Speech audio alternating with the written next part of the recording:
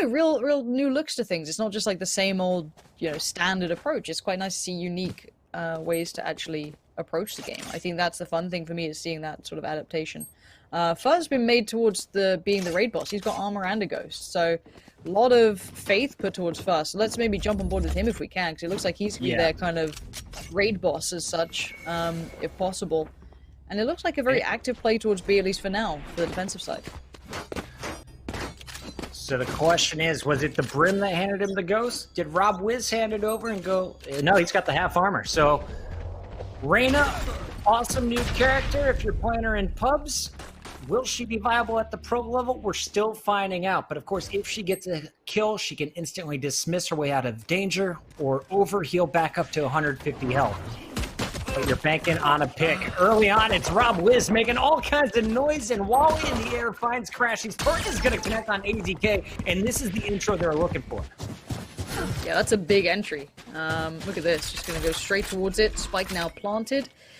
But it is still going to be a 3v5 retake. But tell me who's possible at pulling those off and holding those after plants? Probably T1. They're pretty good at that. Now, see Fur having a little wander around, trying to clear out as they go, but they've got to be clean on this retake. They can't mess this one up. 5 defenders pushing into the site, just one wall and a smoke blocking them off. And Skadoodle is going to get pushed by Nicholas, who runs right through Brax's grenade. Foe is going to find Brax, and now Food. Last man standing, Spike down, trying to keep it alive, and won't be able to get the job done. Foe, the raid boss, final kill. Who do they hand this defuse? Yep, it will be Foe as well, and they're going to try and get him to his ultimate as quick as possible. Yeah, they're putting a lot of investment into this player. Clearly it's a set idea. They've got a plan for it. It's just interesting to watch. And the Stinger Gang, this better be their mascot. You know what I mean? Like, if any team starts getting skins, can we just please actually, just have their team on that? Like, I don't even care. Like, Rob Wiz is such a filthy player in this game. Can we just appreciate that already? Like, the stuff this kid's doing is just ridiculously frustrating. And maybe we'll see it again. Let's see if he can annoy more people with his playstyle. It's pretty enjoyable. Rob Wiz this time, though, no Stinger to hand. Over on the old Marshall. Just patrolling away in middle. Actively taking these fights pretty happily. Brax ghost in hand, gonna be peeking. Stingers around the corner. And I feel like you know at this point. You've seen it probably in map 1. It wasn't the first time seeing it in round 2, or map 2, I assume. And Nicholas is just holding the far corner. The Cypher can peek after the action is called out, and there is the trade. Nice job as Food is just going to get dropped. I thought we were going to see more pushing through, but the Molly is going to stall out all of the action. Great stuff from defense, and the peek a little aggressive. AZK is going to punish. T1 for lots of time, but without a spike. What do you do in the next 48 seconds? Pray for crashies is what you're doing.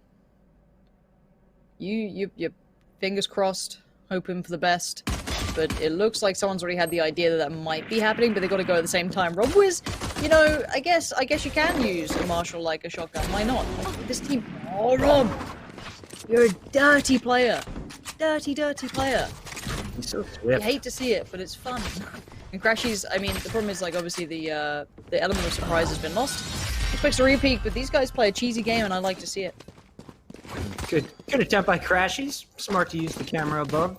Peek around the corner. Doesn't get anything out of it. And of course, decisions are going to be made. What is the decision this time around? They didn't commit on all Stingers. They put Rob Wiz on the Marshall, and they kept the Ghost.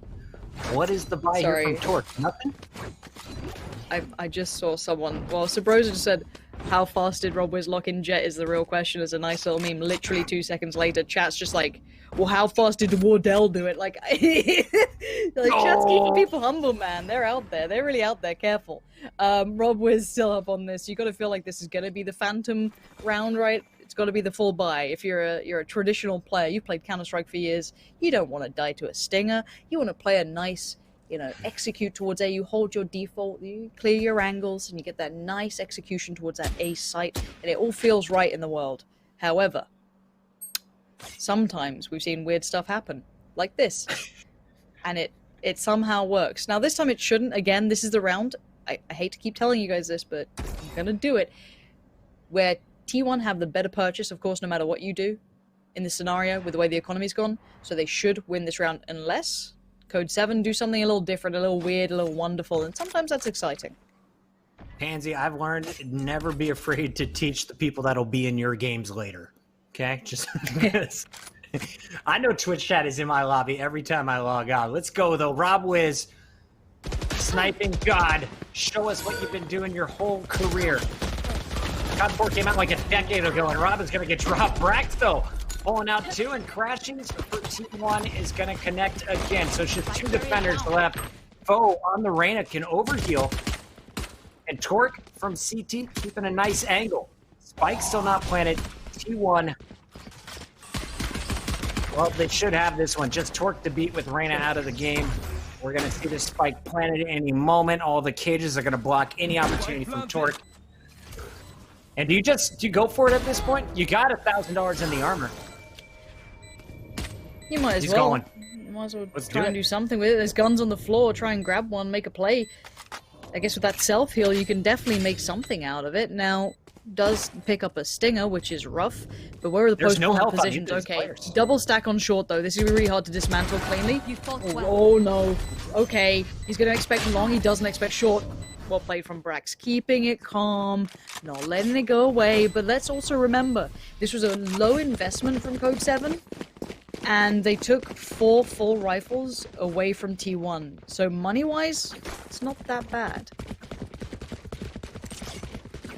Torque with an opportunity there. My screen's a little bit grainy, so couldn't make it out fully, but I just realized at the end, both of those players less than 10 HP. So single stinger bullet, as you saw through the wall, picked up 1 and had an opportunity to flick it over to Brax. Forced to make some action on the Spike, and it is 2-1 T1. This is where they can start some momentum. They can start rolling you. You got to beat them in the gun round, and we'll see if they can get it done. Nicholas, aggressive push up through long is going to punish Crashies, and Rob Wiz finds Brax. So already 2 T1 members down. You do not have a resurrect. 3 versus 5 from here on out. Skadoodle's got to deliver something pretty tasty here if they want to get away with walking into B like that. I don't think they can. They have no information on the map now. When you're 3 players against 5, God, that's going to be tough. Everyone just holding their sights. Once again, B bomb site locked down by just Cypher equipment. No one needing to play it. As T1 is going to try and stack up and make their push together. I was looking at the utility. We've got basically everything available. And here we go. Food. Entryman. Checking every corner. Hasn't seen Nicholas yet. Nicholas has heard it, and here's the fight. Nicholas takes down Food. Brim v Brim action. Everything going in favor of Foe on the flank. And now we're going to see just Skadoodle left. And not for long. Okay, 4 alive. A lot of guns still in play here. The economy's looking pretty nice for Code 7. Now, for T1, of course, this is going to be eco territory.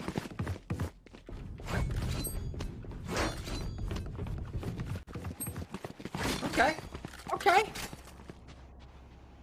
What's the game plan? Also, I don't know what's Last time going we on with my mic, by the way. Hopefully that can be fixed. I actually have no idea. Does it sound normal to you, Puckett? Or is it being Sounds weird? great. I hear it in both of my ears. We'll see if production can sort this out. We do have the Empress available for Foe, but as you mentioned, this is going to be eco for T1.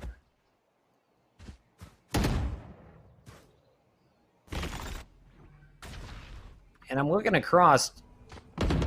Is it ever worth investing the ultimates in an eco round? We've seen it from Jess Honestly, before. Makes sense to do a raise, maybe even a rolling thunder on a single site spike down.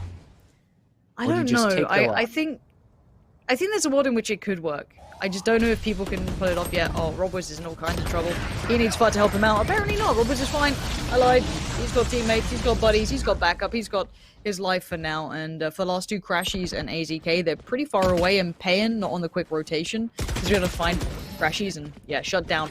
Big economy wins coming out here for Code 7. A buy should be able to come out at least now for T1, but shaky stuff. Just BRB, $100 turning my left AC over off. for Skadoodle as he's able to pick up the operator and full armor. Everyone else half buy on the armor. Sticking with 2 Vandals. Or, sorry, just 1 Vandal and 3 Phantoms once again. Everyone's switching up their ARs these days. I always love to keep track. T1 and Brax specifically has been a Phantom fan for as long as I can remember. And defense is going to get a little aggro here. Nicholas was pushing up long A previously with Torque. Now the duo, they came from Overwatch together, reunited in Valorant. I love to see it as these guys play different. I'm back. Welcome home. Thanks, It's bud. time. T1. Oh, hey, Make Nicholas. some decision. Oh, Nicholas with the mid aggression. That's a little bit unfortunate. Again, throwing curveballs. You've got Sage backing him up by middle, so they can't pinch him too easily. He can be a nuisance. Oh, that's going to burn, though. That's going to hurt. Can he make it out of this alive? No.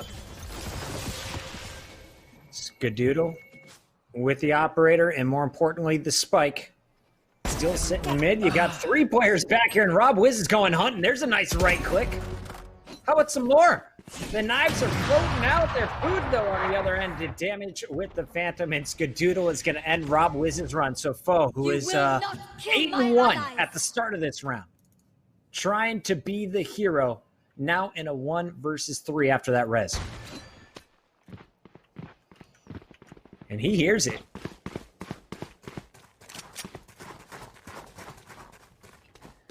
"20 seconds left. Skadoodle looking for the safe plant.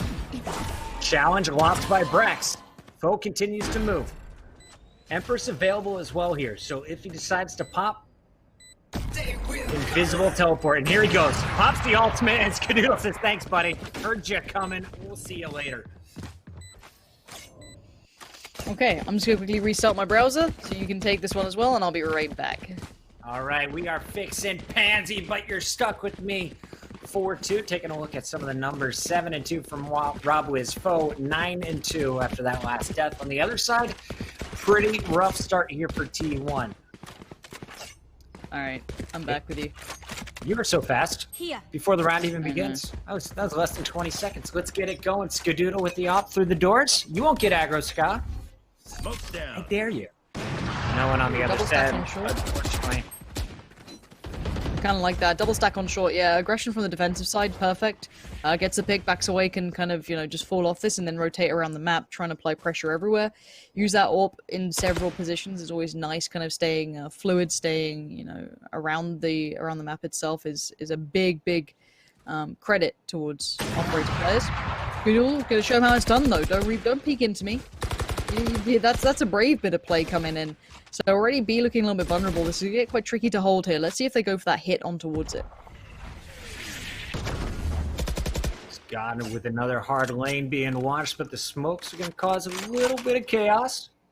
Making sure the flank isn't coming through. Brax is pushed up on A, so he's got that watched.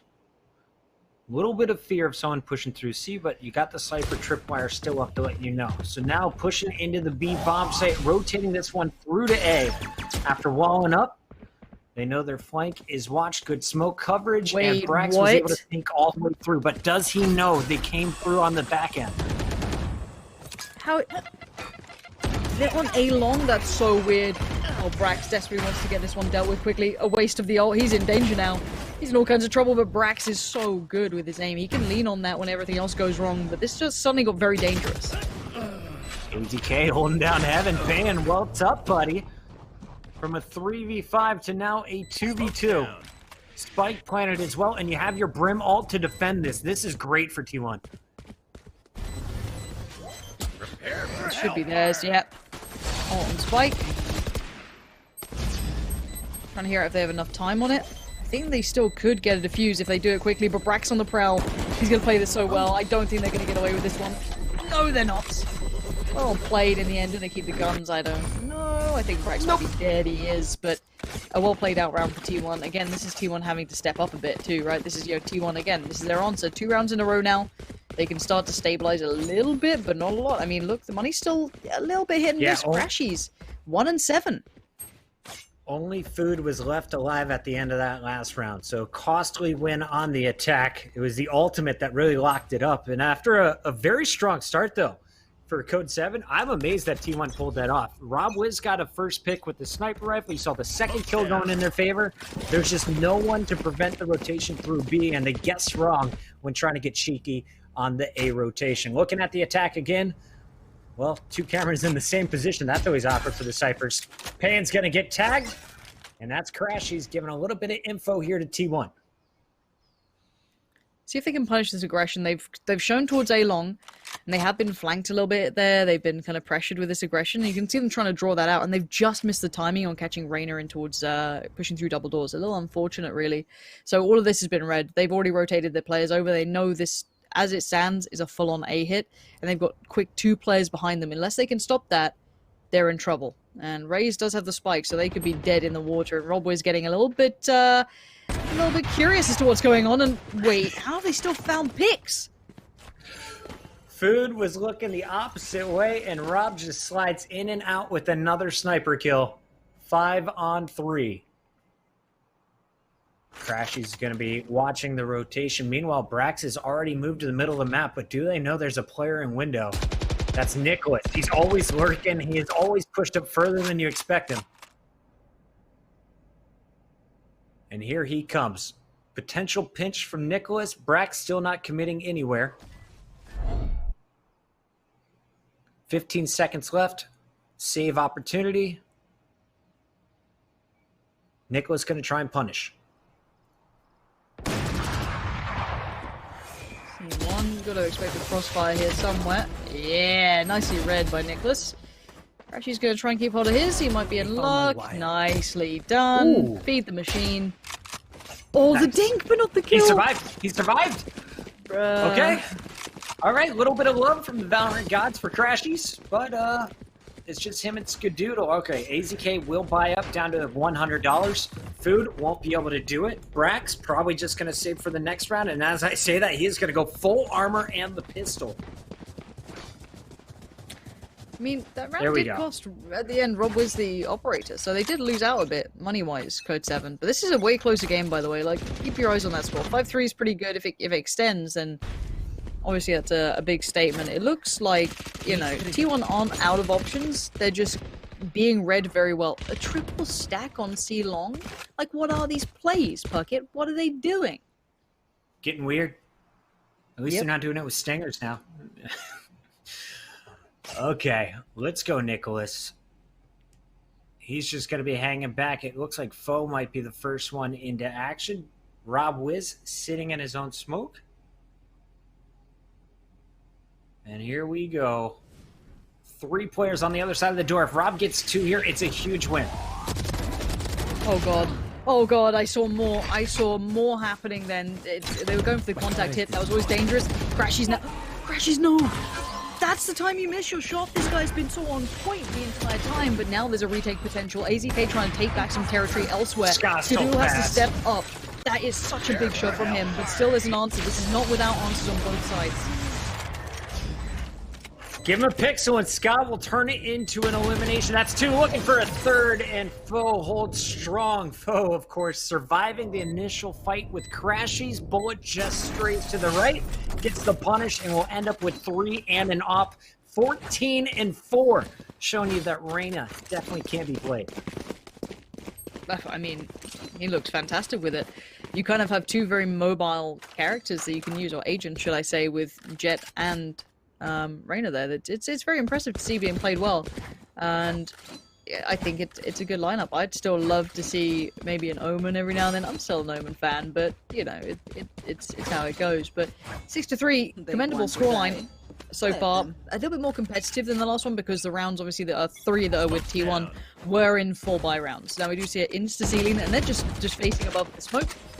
Again, there's so many little, like, not cheesy, but, like, quirky things that Code 7 keep trying, and it's very commendable. I think it's nice to see some unique takes on the same set plays.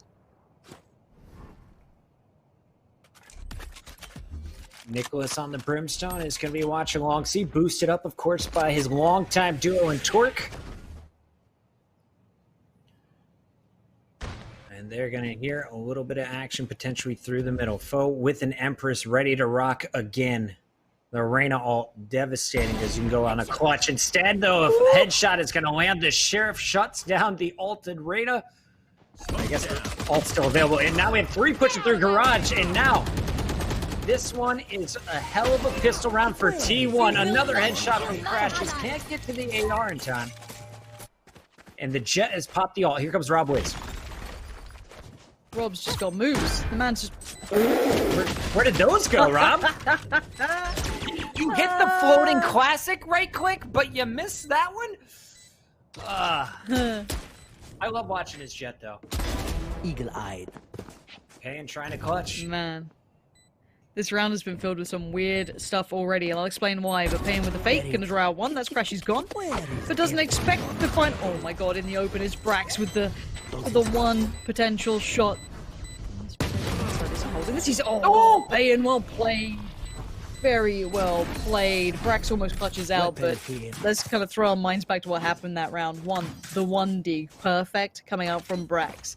And then you switch over and you see the worst timing possible for Nicholas, like in his little iPad on his arm, like what the hell is going on? 4 people emerge through just connector, like, alright, well, I've just been, you know, pure Valorant timing. Rob Wiz with the most hilarious use of his ultimate. It's just like, you know, a cacophony of errors. Goes here. What a interesting round. At the end of it all, Payne bails them out. And we'll see the defense holding strong. Code 7 in control after your first 10 rounds. It is 7-3. And we talked, is it attacking favored? Is it defending favored? Well, this is a very strong showing from the defense already. Can you layer on 2 more?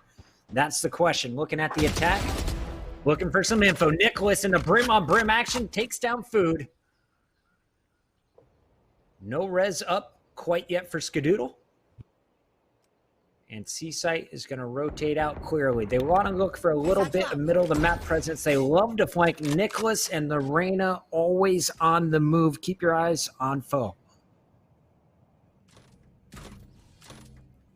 Good positioning. They don't have any info right now for the defenders. This is pure feeling. See if they get gifted anything. Last time Skadoodle outdid Rob Wiz on that peak. He's not going to go back for that. At least I hope he isn't. And just a slow play towards B. You do have Payne there holding a very deep angle. They have to commit to B to be able to kind of fight that. And obviously it's quite tricky to pick which side you want to peek first. So running the clock very low here. And ooh, this is a mystery. That was a bit of unfortunate timing. It is going to be that B piece, but Brax right there. Forefront opens up. And where's that spike going? They're going to try and rotate it C. They got to win this 1v1, and Brax is going to power his way through full. The ulting Reyna. Skadoodle, short range on sight, making it work on B, but so can Rob Wiz. Spike still not planted. Defenders on opposite sides. The Raze is going to bring back numbers, though, in favor of Code 7. 3-2. Very low health Brax, 34 HP.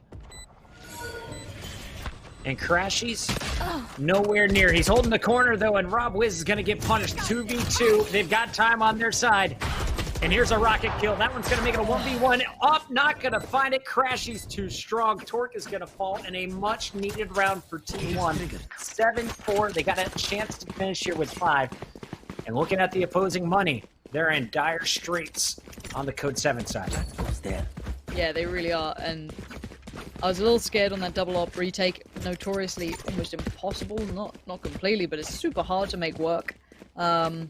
Just really, really well done to manage that. Brax from the grave essentially died before, you know, the ultimate hit. Still managed to make it work. And of course, safe pair of hands. Old Crashies there, not gonna let that slip. I like that, using the brim little boosty packs to yourself looking good to go, take down the protection on the door. But one thing that's substantially better is that a long hold. This plays in someone like Rob Wiz. He's going to swing on that all day long, and another. Going to get it this time. Skadoodle with a quick turn, making it look easy when it's certainly not, but he got traded on regardless. Foes found it, and we're down to the one-man Food. Food and an ultimate. What can he do here? Spikes down. They know where it's at. You've got somebody sitting in your window.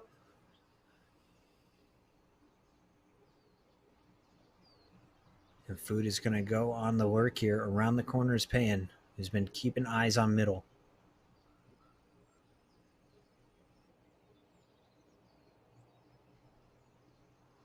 Is there no way to get to this spike without going through the tripwire? They don't seem Depends to how high know. the tripwire is.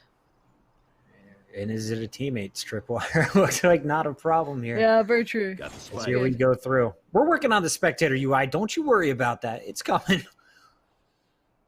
In the meantime, Food with 20 seconds has all the utility he needs. Unfortunately, he's going to the site with 2 defenders sitting on it. Neither of them watching long, though. And as soon as he touches that spike, though, yeah, done for. Nicely played out by the defensive team.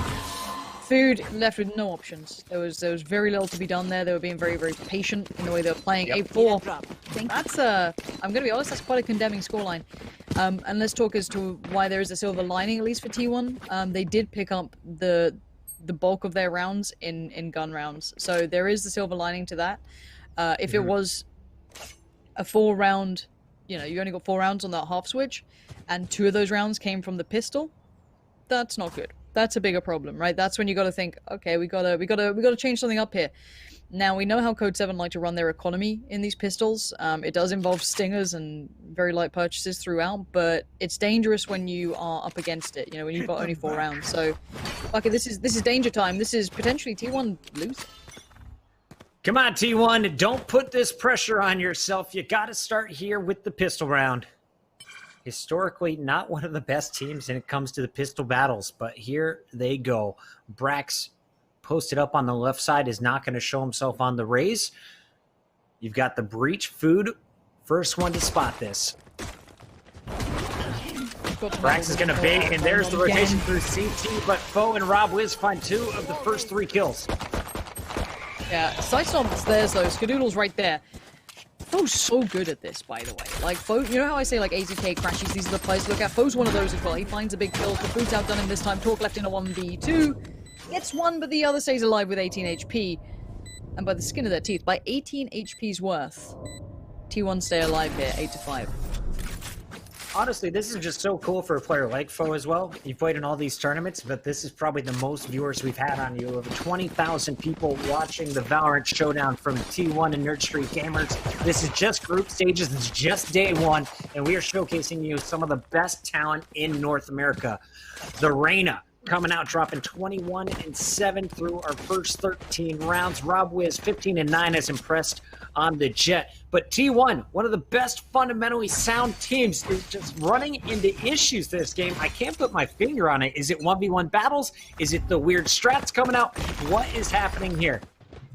I think it's all of it, honestly. I think it's a combination of playing against people you're not used to playing against stylistically. Let's remember, stylistic mismatches do happen, especially in search and destroy style games. But you still have incredible individuals. Now this is obviously a slight purchase from the defensive side up against a very light purchase from the attackers. So we can kind of discuss bigger picture here, just in case you're worried we're missing the action. We're not. Brax is doing just fine. Farming the money, keeping it looking safe, locking it down. 8-6, we're back knocking at the door, right? This is the gateway. This is the entry point. But this is the buy. This is the purchase now for the attacking side. They get all of the good stuff. And on the other side, they get an operator, sure, but everything else is a little lacking, so you're putting a lot of faith now in Skadoodle to find some brilliance here. Find some of that magic. They've been spreading around the kills as well, so no one on an ultimate for T1 at this point. AZK, 2 away from getting his Rolling Thunder. Of course, we've got 2 away for Brax as well on the Showstopper, aka the big rocket from your raise. Skadoodle looking for early action in the middle, not going to find it. Meanwhile, the long A peak is going to be empty as well. Skadoodle now rotating, finds Rob Wiz. Okay.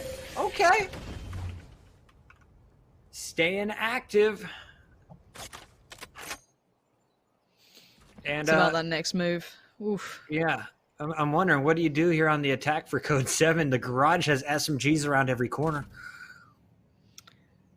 I mean, looking at it, of course, we get the free info that B is pretty much available, but obviously they don't know that. It has become more commonplace, though. Every time we've seen this, we have seen B kind of more positioned as the retake site, which is quite fun. It's a nice switch up. Now, it is the standard execute. This looks like something that a lot of teams are running. We saw this in the previous one as well with Brax and the boys. Gotta get away from that. And this big stack is now wrapping around towards C. They're taking the straight fights in towards window. This is a very aggressive, risky piece, but so far for the trades, it's effective.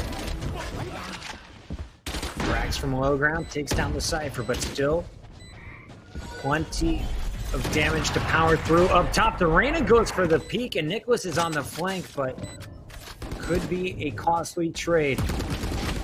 Now we see Torque trying to hold, but it's Crashies and the Bulldog. Too strong for the duo of Nicholas and Torque. I'd love to see that back from Crashy's screen. Did they just line up?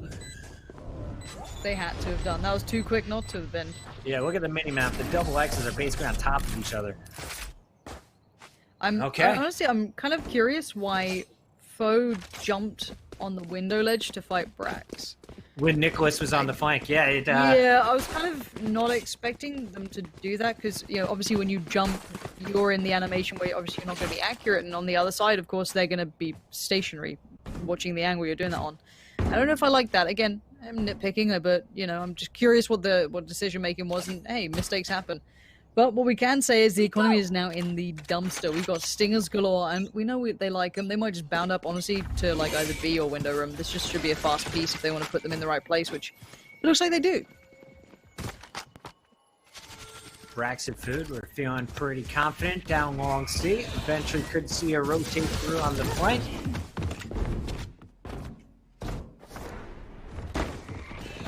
And here we go. Are they going to plan on B? That is the plan. Spike down. How do you defend it? You got the wall off over on the B side. Front, though, you have to assume somebody's in the window at all times. 21 seconds worth of cloud burst from Rob Wiz, down to just one left. And he's going to let it go. Such a weird round.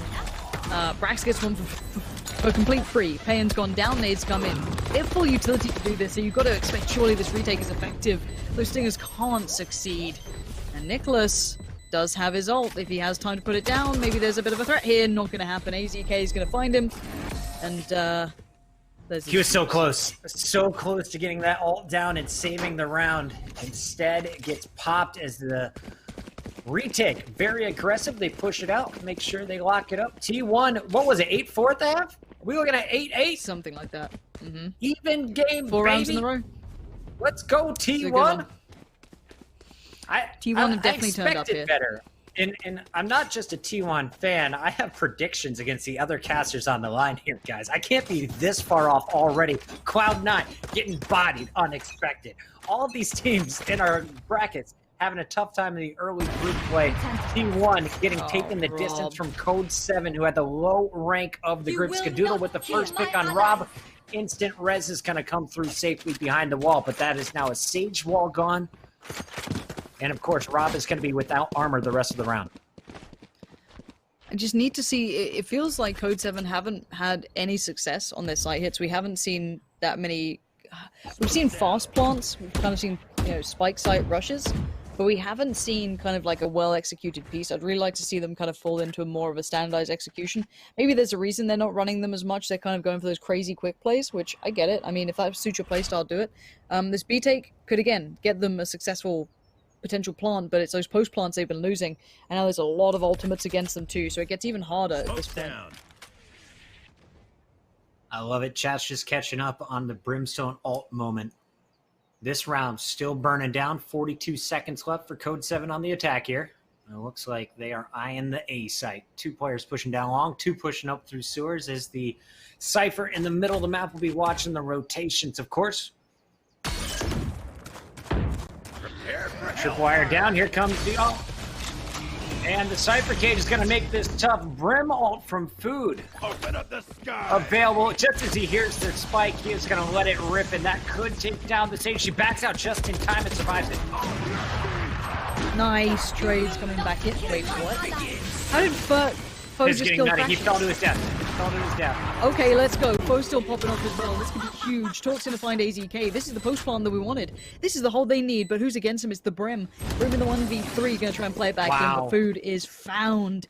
That was chaotic as anything. And, wow, I didn't see it in the... I didn't know how, like, in the kill feed it would show like that, but damn. We had what, 2 Brim ults coming down that round? Yeah. Sage barely surviving, getting the plant later. Foe coming up clutch again, picks up his 25th kill of the game, leading everyone in the server. 9-8, Code 7 finally stops the bleeding. Can they turn it into back-to-back round wins? We'll have to find out. It's hard to replicate this sort of round. So chaotic, so dependent on those ultimates, but they're not going to get that. And look at this defensive side aggression. You've got that mid play coming out from the Brim. Food's going to walk it down, just going to sit there, and that's free information. They don't have to worry about middle now. They can leave him in this spot. Nice little kind of deep passive angle. Now going to open up a little bit so he can also watch the cross towards double doors, and that means, okay, we can focus completely as a 2-2 on either side. So I like that idea. I think it's a pretty solid one. Obviously, you could be potentially in a 5v4, but it's still pretty good. Skadoodle going to get the first bit of contact, and RobWiz is pushing this. When is he not? I feel like his W key is glued down, and I love to see it. Play fast, play furious, make it work, Rob. All right, 2 players still drawn over to A, and Foe is going to find food, so bad news. We saw Nicholas playing a very similar way as the Brimstone likes to take mid control, but this time they expected it, and they go for the punish. Cypher is going to be pushing through the garage. Brax is going to be waiting, and as I say it, it is perfect timing. He clears the doors just as Brax peeks out, gets a little info, here's the steps, and now they're all going to push together on A. Look at this misread. Ouch. That's going to be really frustrating for them. RobWiz super mobile, staying up on top of the spike site, and I don't know what the call is here, honestly. I don't know what to do if you're on the defensive side. What's the money? Yeah, big save. Save that all day long. Keep 4 alive, no worries. Go back in and try and get to 9, but just keep in mind, this is all off the back of 1 pick. So they did this as like, they sent RobWiz in. They basically went, all right, you know, he's like a little dog on a chain. You take him off and he just runs in. Right? He's super excited by it. Runs in, jumps around, makes some noise, puts some smokes down. Skadoodle's, you know, getting pissed off at this. I don't blame him. And then suddenly, you're on the flank. You're trying to get around behind you. Well, keep in mind, watch out if they do manage to get some of these guns away. That is pretty important. But remember, Food was meant to be the downfall of all of this. You can see Skadoodle playing in Crashy's position there. That's the point of the crossfire. But Food going down means that they have no information anymore, that they've lost all punch to what they had building, and it's very unfortunate because, as I said, the timing was a second's difference. He just looked away. Just.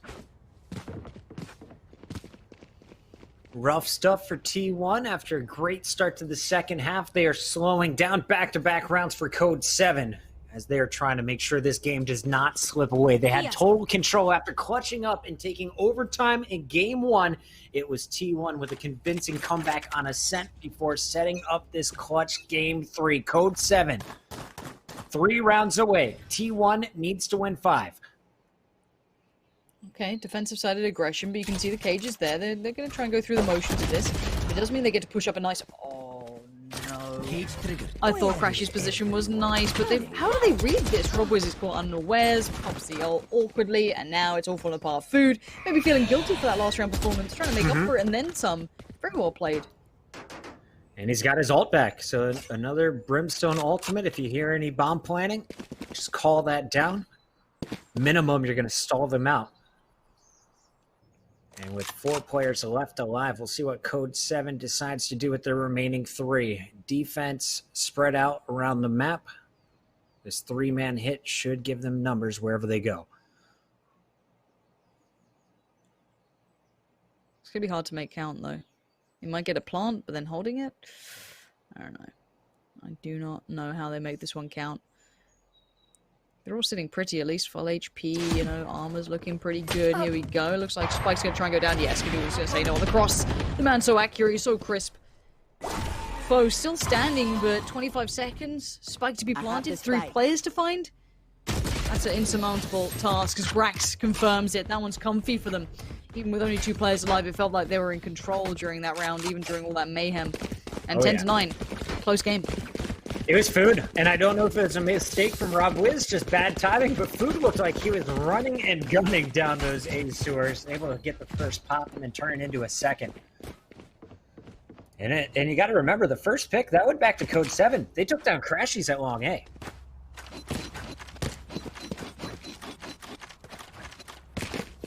Here we go. Rob Wiz, player to watch, at least the most active in the first 30 seconds of every round. Where is he gonna go this time? Look at this switch up. What is this read? Right? I don't know what they're getting. I mean, so far, they've had 2 players kind of dedicated towards A as well. They've kind of left B for retake potential. This time, no. They've peeled Brim away pretty early. Maybe feeling with his ultimate, if he needs to make impact, he can stay in that kind of bend. He doesn't need to be directly on the side. But this is risky. This puts a lot of pressure on Crashies to keep this working. Yet, going to see enough. That's going to be Rob Wiz spotted. But that's not everything. He didn't see anyone else. And Rob Wiz has done this a couple of times on his own. So they don't know the full picture yet. Great point. Now it's about how you react. Don't expect Crashies to peek alone. He's going to wait for everyone to get there, but they're all coming from the same side of the map. And with that position, this is going to be tough for the Heaven push. What do we have on the retake? We got the Brim ult, right? We've got the Raze, but you got to get around the corner, and you need a body to use your Cypher ult. Exactly that. They're going to try and clear them out from hell, and it's worked so far, but it's put them in the loving arms of Rob Wiz. Finds food, finds AZK, and he's looking for more potentially. Oh my god, 3 kills at this point. It's looking pretty tragic here as it's time to get out of this for Skadoodle. This is 11 rounds. We're getting close towards match point. Okay, so you pop your ult, but the only kill you get is a teammate. T1 in a bad spot. Ska has to survive right here. He is not even going to peek. Here comes the hunt to Nicholas, and all right, not in time. Skadoodle survives with the gun. We still have 2 ults to work with for T1, but what does the rest of the money look like? On the other side, you can see it's phantoms galore. Rob going back to his op as always. And we will see a full healthy buy for T1. Everyone should have not only just armor, weapons, they should have their full kit. Okay. Hold on. So Broza has requested a Rob Wiz cam because the guy is a freak, and I don't think you're wrong necessarily. He's a bit weird, but he lost his peak last time, and he loses it again. It's just such an aggressive peak. It's Skadoodle. I mean, this boost has been happening for the last 3 weeks. You gotta expect it in some of your scrims. So Skadoodle catches him off guard. They do get the free resurrect, but we've seen this before, having to invest a lot early on down C.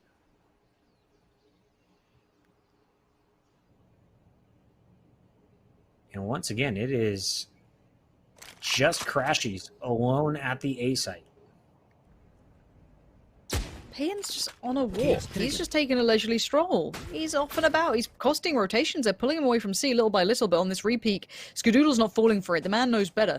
He's considering, well, I don't believe this. And Rob Wiz, he's still doing weird shit. Like, I love Rob Wiz, but that's just weird. He's just jump peeking across, hoping to maybe get legged rather than killed. Alright, you know what? Let's move on. Crashies does find Payan too, and the flank didn't work out too well. AZK delivers an important one, but we're depending on Brax to be Brax. This time he does well, but not as good as he did before, but 8 HP. This isn't enough.